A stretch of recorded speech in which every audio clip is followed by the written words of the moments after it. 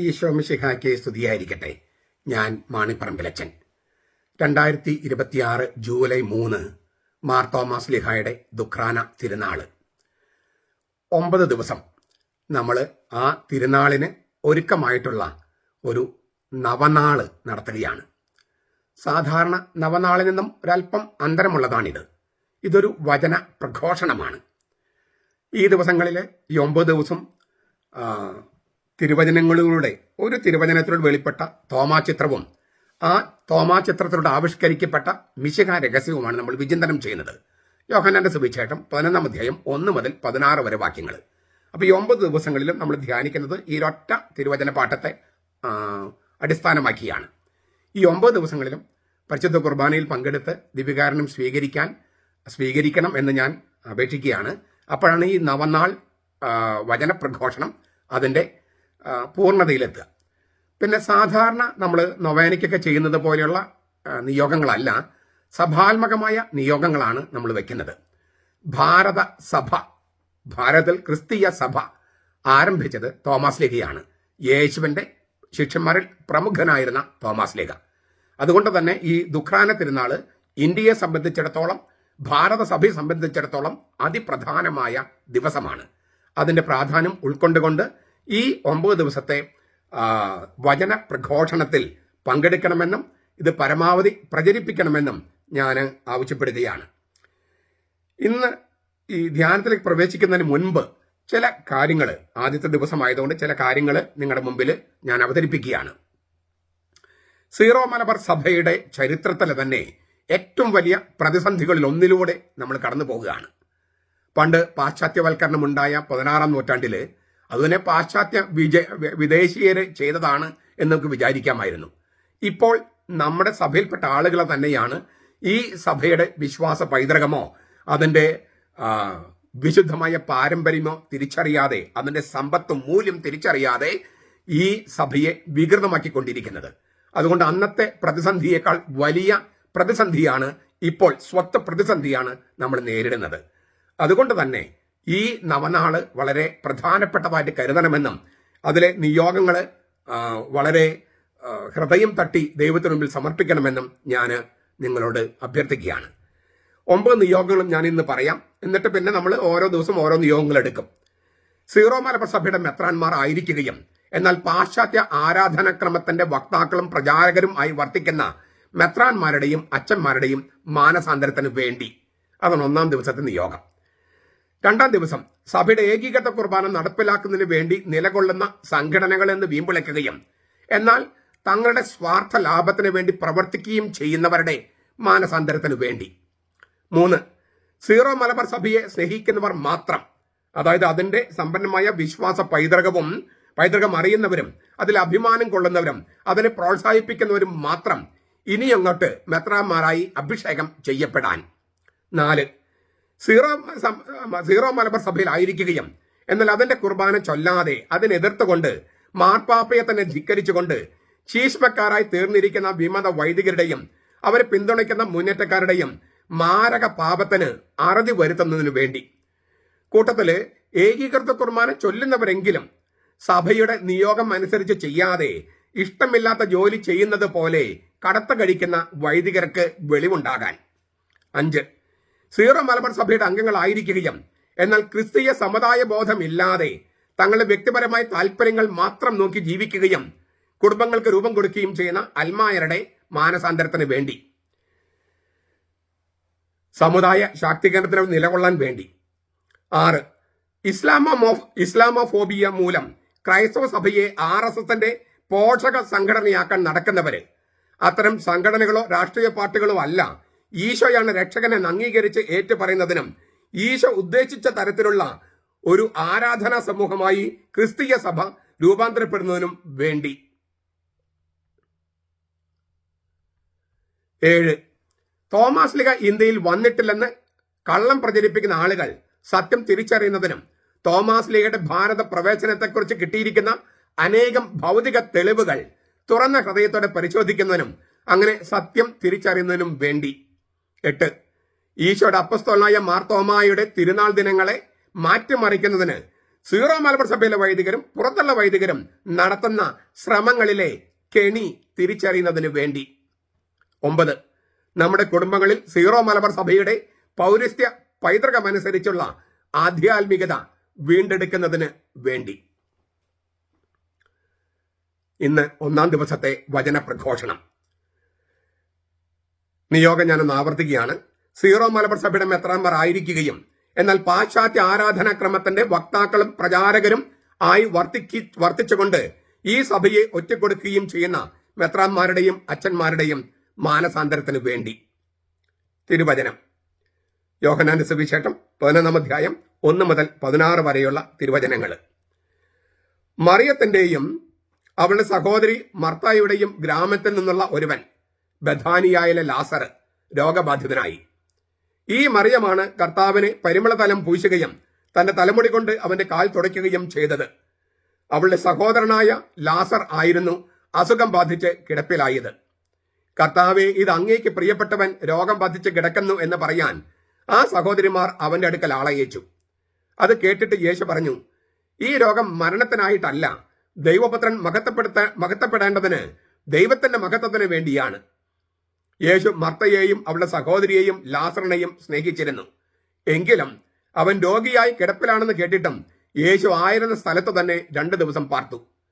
അതിനുശേഷം അവന് ശിഷ്യന്മാരോട് പറഞ്ഞു, നമുക്ക് വീണ്ടും യഹൂദായിലേക്ക് പോകാം. ശിഷ്യന്മാർ അവനോട് ചോദിച്ചു, റബ്ബി, യഹൂദന്മാർ ഇപ്പോൾ തന്നെ നിന്നെ കല്ലെറിയാൻ ഭാവിക്കുകയായിരുന്നല്ലോ, നീ വീണ്ടും അവിടെ പോകുകയാണോ? യേശു പ്രതിവചിച്ചു, പകലിന് 12 മണിക്കൂറില്ലേ? പകൽ സമയത്ത് നടക്കുന്നവൻ ഈ ലോകത്തിന് വെളിച്ചം കാണുന്നത് കൊണ്ട് ഇടറി വീഴുന്നില്ല. രാത്രിയിൽ നടക്കുന്നവനോ ഇടറി വീഴുന്നു, കാരണം അവന് വെളിച്ചമില്ല. ഇക്കാര്യങ്ങൾ അവൻ പ്രതിപാദിച്ചു. അനന്തരം അവൻ അവരോട് പറഞ്ഞു, നമ്മുടെ സ്നേഹിതനായ ലാസർ ഉറങ്ങുകയാണ്, എങ്കിലും ഞാൻ അവനെ ഉണർത്താൻ പോകുന്നു. ശിഷ്യന്മാർ അവനോട് പറഞ്ഞു, കർത്താവെ, അവൻ ഉറങ്ങുന്നുവെങ്കിൽ അവൻ സുഖം പ്രാപിക്കും. യേശുവാകട്ടെ അവന്റെ മരണത്തെക്കുറിച്ചാണ് സംസാരിച്ചത്. എന്നാൽ ഉറക്കമെന്ന നിദ്രയെക്കുറിച്ചാണ് അവൻ പറഞ്ഞതെന്ന് അവർ വിചാരിച്ചു. അപ്പോൾ യേശു സ്പഷ്ടമായി അവരോട് പറഞ്ഞു, ലാസർ മരിച്ചുപോയി. ഞാൻ അവിടെ ഇല്ലാഞ്ഞതിൽ നിങ്ങളെ വിചാരിച്ച് സന്തോഷിക്കുന്നു. നിങ്ങൾ വിച്ഛേദിക്കാൻ ഇടയാകുമല്ലോ. എങ്കിൽ നമുക്ക് അവന്റെ അടുക്കിലേക്ക് പോകാം. ദീദിമോസ് എന്നു പേരുള്ള തോമസ് സഹശിഷ്യന്മാരോട് പറഞ്ഞു, അവനോടുകൂടെ മരിക്കേണ്ടതിന് നമുക്കും പോകാം.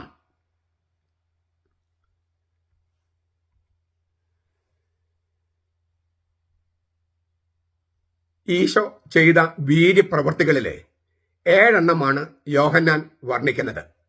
കാനായിലെ വെള്ളം വീഞ്ഞാക്കുന്നു 2-ാമത്തെ അധ്യായത്തിൽ. ഉദ്യോഗസ്ഥന്റെ മകനെ സുഖപ്പെടുത്തുന്നു 4-ാമത്തെ അധ്യായം. ബെഥസ്ത കുളക്കരയിലെ തളർവാദ രോഗിയെ സുഖപ്പെടുത്തുന്നു 5-ാം അധ്യായം.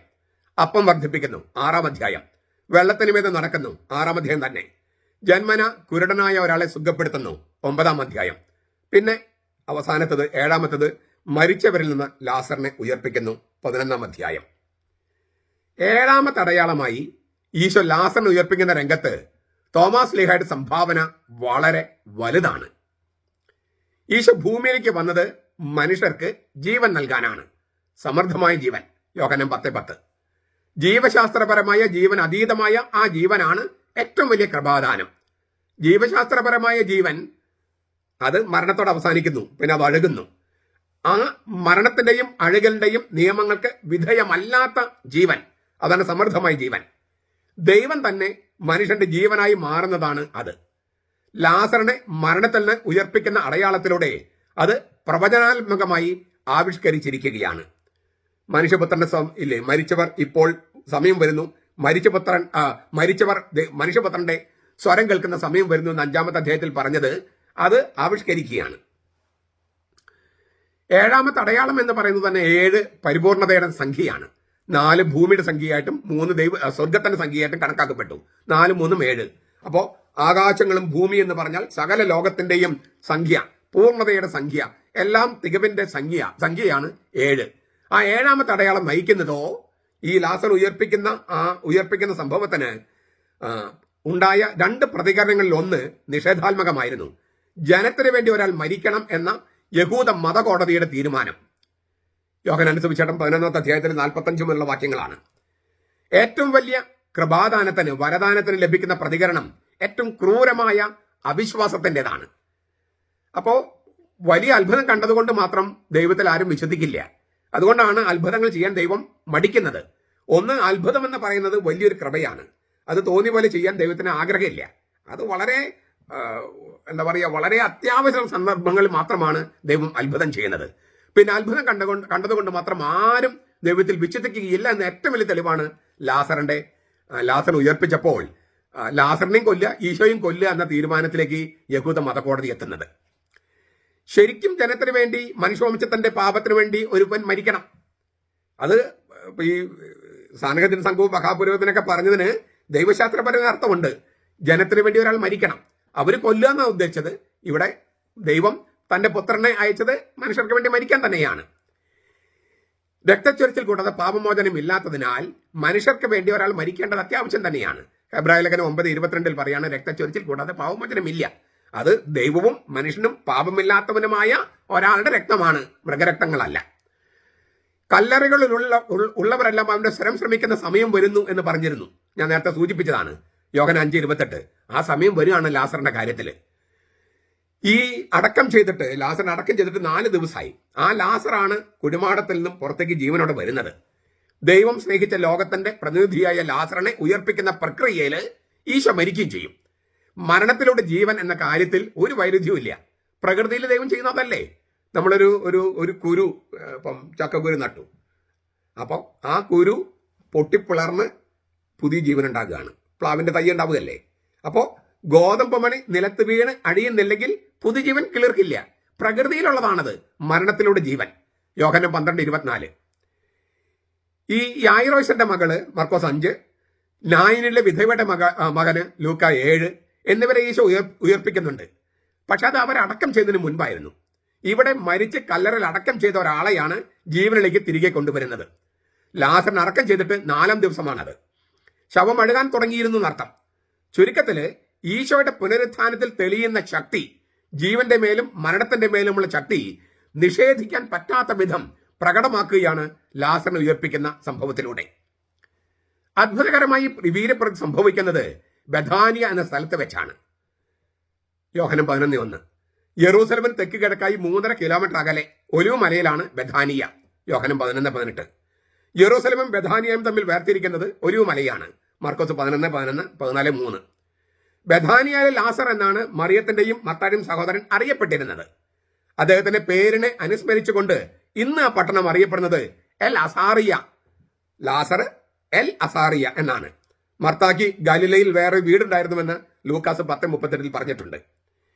ഈശോയുടെ സ്നേഹിതനായിരുന്ന ലാസറിന്റെ മുഴുവൻ പേര് എലയാസർ എന്നാണ്. ഈശോയുടെ സ്നേഹിതനായിരുന്നുവെന്ന് യോഹന്നാൻ 11:5 രേഖപ്പെടുത്തിയിട്ടുണ്ട്.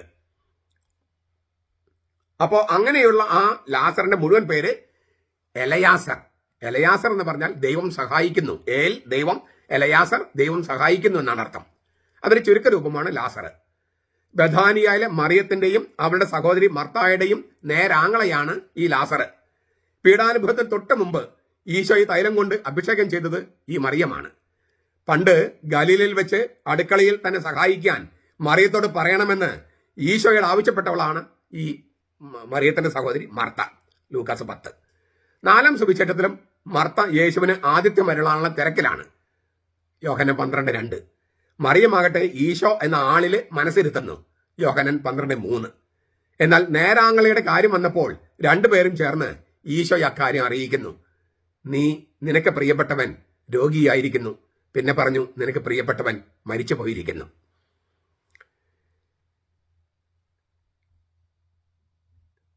തോമാസ്ലിഹ ഈ രംഗത്തിനൊക്കെ ഇതിനെല്ലാം സാക്ഷിയായ ആളാണ്. മറിയത്തിന്റെയും മർത്തായുടെയും പിന്നെ ലാസറിന് വന്ന അതിൻ്റെയൊക്കെ ആ സംഭവത്തോട് ഏറ്റവും അധികം നല്ല രീതിയിൽ പ്രതികരിച്ചത് തോമാസ്ലിഹയാണ്. മറ്റുള്ളവരൊക്കെ പോകണ്ട എന്ന് ഈശോയോട് പറഞ്ഞപ്പോൾ തോമാസ്ലിഹ പറഞ്ഞു, അതല്ല, ഈ മർത്തായുടെയും മറിയത്തിന്റെയും ലാസറിന്റെയും കാര്യത്തിൽ നമ്മൾ പോകണം. നമുക്ക് മരിക്കേണ്ടി വന്നാലും ജീവിക്കേണ്ടി വന്നാലും നമ്മൾ പോയേ പറ്റൂ. അപ്പോൾ ഒരു രോഗം വന്ന വീട്ടില്, മരണം സംഭവിച്ച വീട്ടില് അവരുടെ എല്ലാ വേദനകളിലും പങ്കെടുക്കാനായിട്ട് തയ്യാറായി, ജീവൻ പോലും കളയാൻ തയ്യാറായിട്ട് വന്ന തോമാസ്ലിഹയല്ലേ ഈ ലോകത്തെ മനുഷ്യരുടെ വേദനകള് ദൈവം തിരിച്ചറിയുന്ന പോലെ തിരിച്ചറിഞ്ഞത്? നമുക്കിതൊരു വലിയൊരു പാഠമാണ്. ആ പാഠം ഉൾക്കൊണ്ടുകൊണ്ട് തന്നെ ഈ ദുഃഖാന തിരുനാളിൽ നമുക്ക് പങ്കെടുക്കാം. മറ്റുള്ളവരുടെ വേദനകൾ തിരിച്ചറിയാനും പ്രാണം കൊടുത്തും അവരോടൊപ്പം നിൽക്കാനും അവരെ സഹായിക്കാനും ഒക്കെ നമുക്ക് ഒരു പ്രചോദനമാണ് തോമാസ് ലീഗ. നമുക്ക് ആ പ്രചോദനം ഉൾക്കൊള്ളാം. നമുക്ക് പ്രാർത്ഥിക്കാം. ഇത്തവണ പ്രയോഗത്തിൽ വരുത്താനായിട്ട് നമ്മൾ സുഹൃതയവും സുഹൃത പ്രവൃത്തികൾ, ഒരു സുഹൃത പ്രവൃത്തി, നല്ല പ്രവൃത്തി എന്ന് പറയുന്നത് തോമായുടെ സിംഹാസനം എന്നൊരു പുസ്തകം ഉണ്ട്. തോമായുടെ സിംഹാസനം ആളൊരു ബിബ്ലിയയിൽ കിട്ടും. ആ പുസ്തകത്തിൻ്റെ ഒരു കോപ്പി വായിക്കുക. പണം അനുവദിക്കുമെങ്കിൽ, അഫോർഡ് ചെയ്യാൻ പറ്റുമെങ്കിൽ ഒരു കോപ്പി വാങ്ങിച്ച് നിങ്ങളുടെ സുഹൃത്തുക്കൾക്കോ വികാരിയച്ഛനോ ആർക്കെങ്കിലും അല്ലെങ്കിൽ ബന്ധുക്കൾക്കോ സമ്മാനമായി കൊടുക്കുക. ഇത്തവണ ദുഃഖാന തിരുനാളിന് ചെറിയൊരു പ്രായശ്ചിത്തമല്ല, നമ്മുടെ വശത്ത് ഒരു സാക്രിഫൈസ്, ഒരു അല്പം പണം ഇതിനുവേണ്ടി ചെലവഴിക്കുക. തോമാസ് ലീഗയെ കുറിച്ച് മറ്റുള്ളവരെ അറിയിക്കാനായിട്ടുള്ള ഈ പുസ്തകം ഒരു കോപ്പി വായിക്കുക. പണം കുറച്ച് മിച്ചമുണ്ടെങ്കിൽ, ഈ തിരുനാളിന് കുറച്ച് സ്പെൻഡ് ചെയ്യാനുണ്ടെങ്കിൽ മറ്റു കാര്യങ്ങൾക്ക് പൈസ കുറച്ചിട്ട് ഈ ഒരു പുസ്തകം വാങ്ങിച്ച് ബന്ധുക്കൾക്കോ സുഹൃത്തുക്കൾക്കോ വിതരണം ചെയ്യുക. അതാണ് സുഹൃത പ്രവൃത്തിയായിട്ട് ഞാൻ പ്രപ്പോസ് ചെയ്യുന്നത്. സുഹൃത ജപം, ഈശോയോട് അവന്റെ മുഖത്ത് നോക്കി തോമാസ് ലീഗയോടൊപ്പം പറയുക, എൻ്റെ കർത്താവേ, എൻ്റെ ദൈവമേ. ഈ സുഹൃത ജപം ഇന്ന് പല ആവർത്തിച്ച് ചൊല്ലുക. ഈശോയോട് അവന്റെ മുഖത്ത് നോക്കി തോമാസ് ലീഗ പറഞ്ഞതുപോലെ തോമാസ് ലീഗയോട് ചേർന്ന് പറയുക, എൻ്റെ കർത്താവേ, എൻ്റെ ദൈവമേ.